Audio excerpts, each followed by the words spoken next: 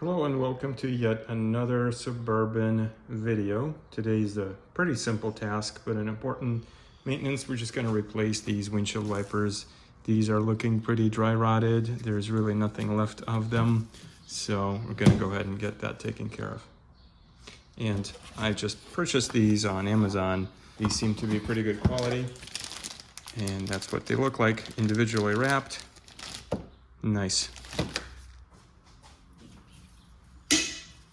And these are old Bosch brand wipers, pretty dry rotted, so you just lift up this little tab and then slide them out.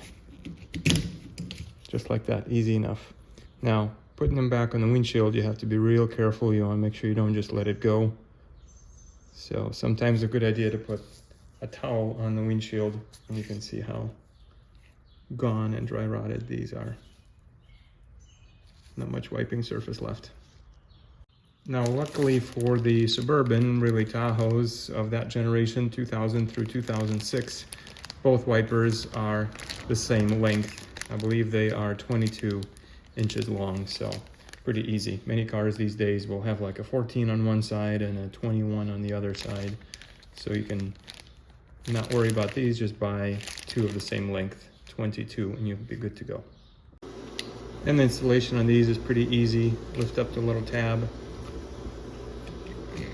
get your wiper in there, the wiper arm in there, slide it in, close the hood, good to go. And then we're going to clean the resting place for the wipers here and then remove this little protective edge. On to the next one. Similar situation on this side.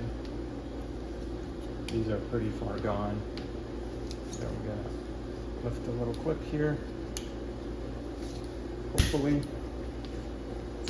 pretty well deteriorated.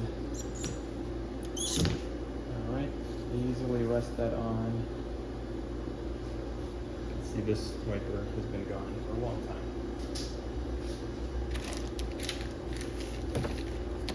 This piece, lift her up.